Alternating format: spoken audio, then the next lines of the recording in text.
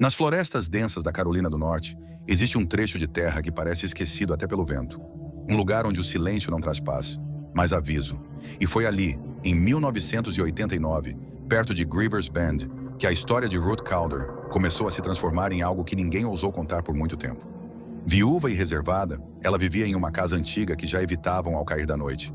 Mas tudo piorou quando seu marido voltou de uma expedição em uma mina distante, doente, confuso, falando de algo enterrado nas profundezas que não deveria existir. Algo que, segundo ele, não deveria respirar. Ele morreu pouco tempo depois, mas o que quer que tenha trazido não morreu com ele.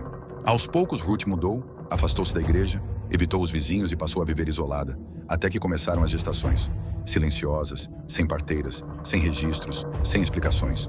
Com o passar dos anos, 3 filhos cresceram naquela casa, mas não como as outras crianças da região.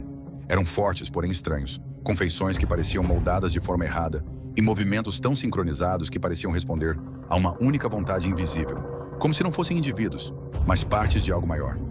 A terra ao redor da propriedade começou a ganhar fama, e mesmo sem provas, as histórias se espalharam pelas montanhas, carregadas pelo medo que ninguém queria admitir em voz alta, até que os desaparecimentos começaram. Primeiro um trabalhador da ferrovia, depois sinais estranhos, um cavalo vagando sozinho, marcas arrastadas na terra, como se algo tivesse sido levado contra a própria vontade. E então veio o caso que ninguém conseguiu ignorar, o de Evelyn Harper, uma jovem que simplesmente não voltou para casa, deixando rastros claros demais para serem ignorados.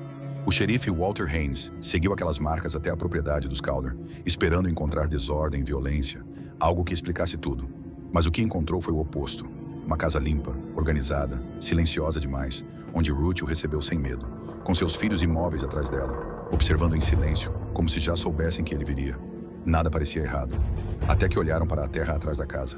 Havia solo demais revirado, fresco demais, recente demais, e quando começaram a cavar, perceberam que não estavam diante de simples sepulturas, mas de um padrão. Pequenos corpos cuidadosamente enterrados, envoltos em tecido, escondidos ao longo dos anos. Vidas que nunca chegaram a existir para o mundo.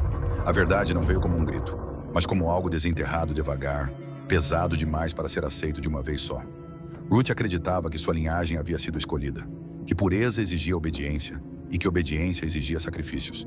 E seus filhos, criados longe de qualquer contato com o mundo, não sabiam ser outra coisa além do que haviam sido moldados para ser. O que aconteceu depois nunca foi anunciado. Não houve julgamento público, nem explicações, apenas silêncio, registros apagados, nomes alterados. E Greaves Bend voltou a ser apenas mais um ponto perdido nas montanhas. Mas algumas histórias não desaparecem, apenas se escondem.